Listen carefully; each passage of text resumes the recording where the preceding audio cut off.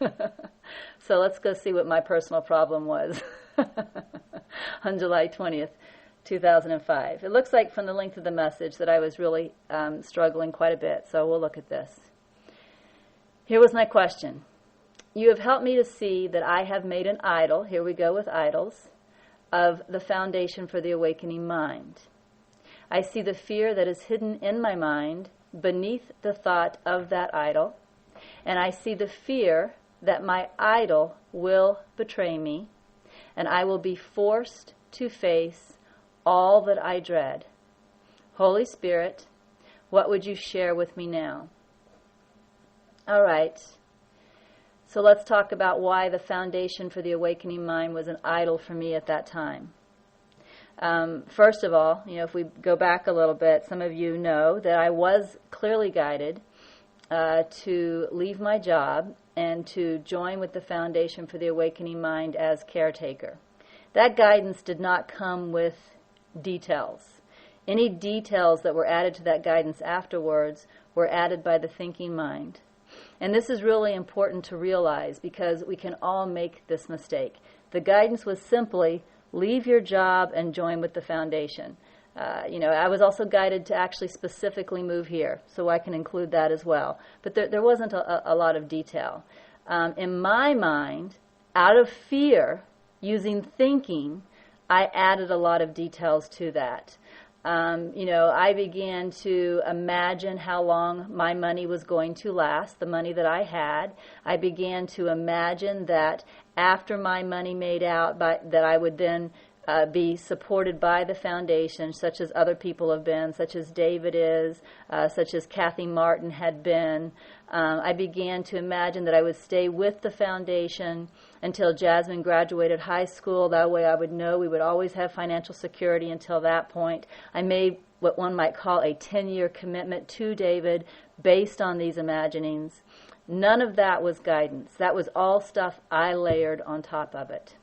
And as I began to talk to David about these plans, and I saw that he was not in alignment with them, that's when I became very afraid, and that's when Holy Spirit started pointing out to me the difference between my guidance and this other stuff that I had layered on top of it out of fear, and had shown me that what I had done was that I had made the foundation for the awakening mind an idol by imagining that it would be there for my future security in the world. Total planning. I mean, you can see how the planning went out 10 years. Definitely not taking each moment at a time, definitely not following guidance. So that's really where this is coming from.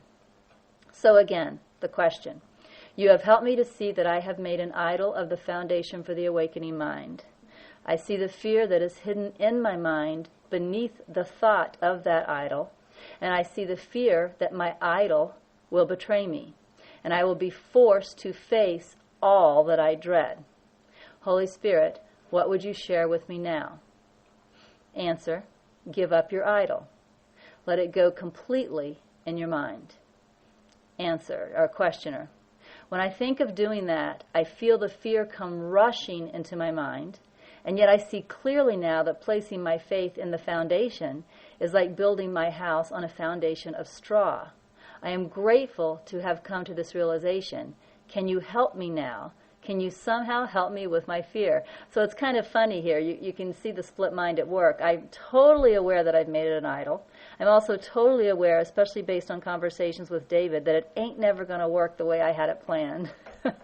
And yet, even though it's crashing down, this house of straw is coming crashing down, the big bad wolf has definitely blown on it, it's crashing down, I still want to cling to it even as it's falling.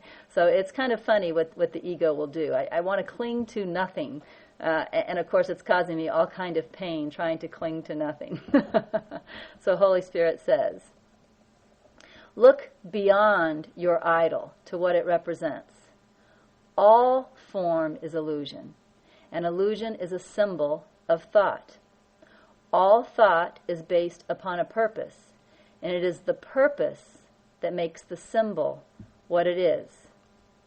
If the purpose of the foundation is to protect you from your littleness, it will surely fail, because you have placed your faith in littleness and lack. thereby making it so. Your experience will be the experience you have asked for. If you place faith and belief in littleness and lack is what you will experience. What is the purpose of the foundation for the awakening mind for you? And so I answered, I do seek security, but more than that, I saw it as a stepping stone, a way to be, notice the word, protected while my faith in you grows. This is why I've never seen it as permanent. I saw it as lasting only as long as I needed security, while I raised Jasmine, and then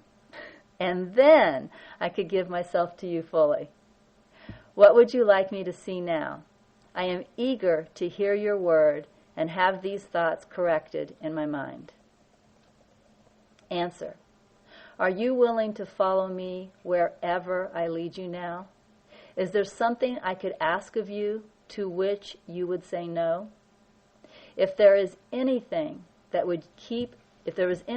you would keep from me, to keep for yourself, to handle in your way, you are choosing separateness. And of course, specifically what he's referring to is I'm coming up with my own plans for security. So that's something I'm keeping from Holy Spirit. I'm not trusting Holy Spirit.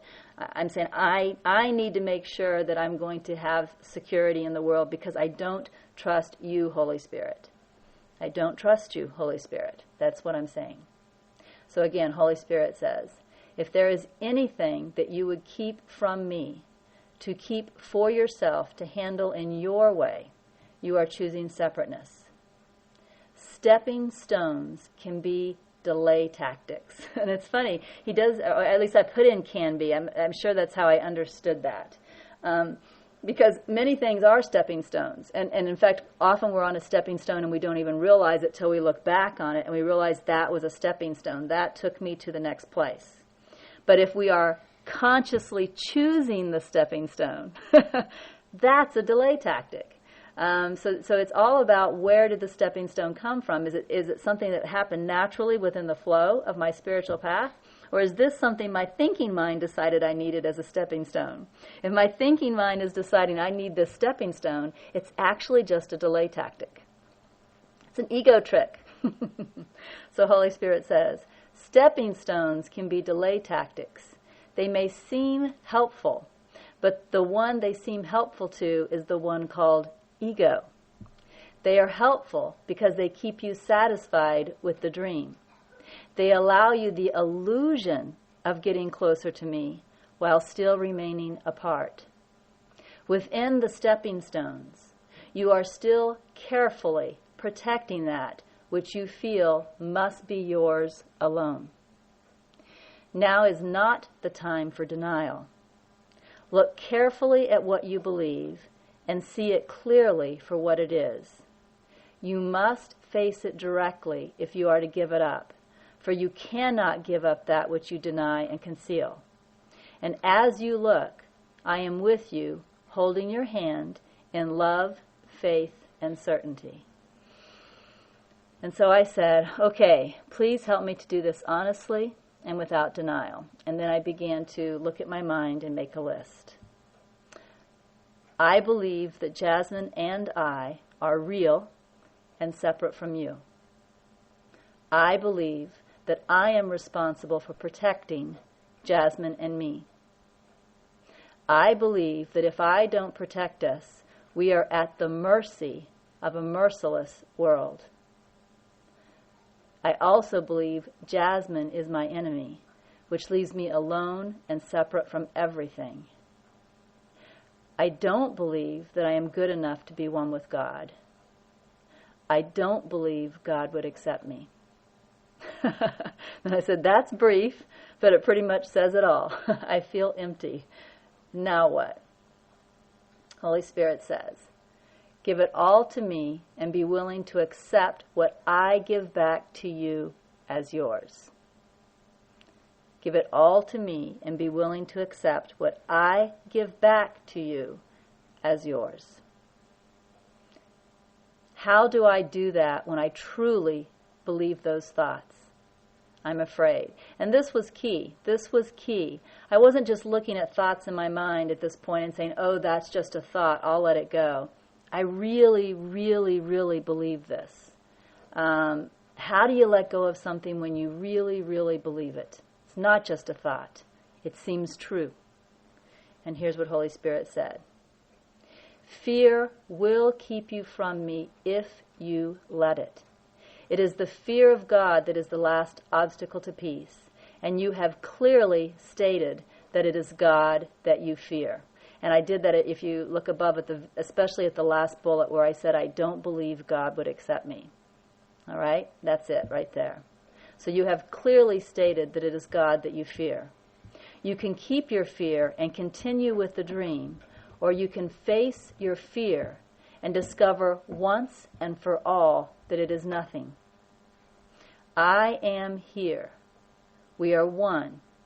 You are protected in truth, which is beyond illusion, so your protection is higher and stronger than you imagine. I've said before that I will not make you suffer, and I will not. But you can choose suffering for yourself by continuing to put your faith in illusions. And then I said, okay, so what do I do now? Specifically, please.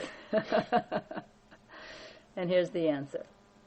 Just put your faith in me and do not ask for anything you are not given. And of course, remember I told you that I had received guidance to join with the Foundation for the Awakening Mind, leave my job, and move specifically here to where I live.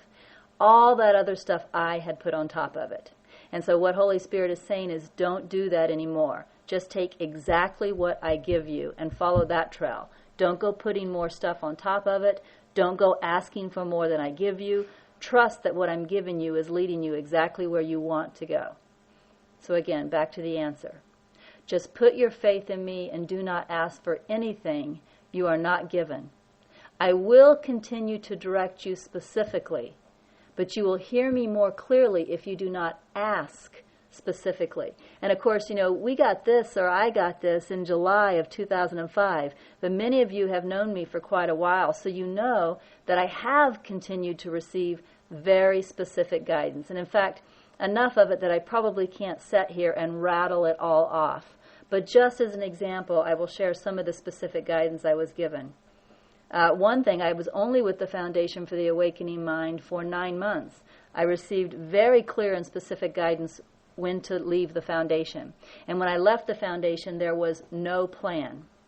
And I actually think that is really important because you can see how when I joined with the Foundation, although I was guided to go, there was still so much fear in me that I had to pile my imaginary plan on top of it.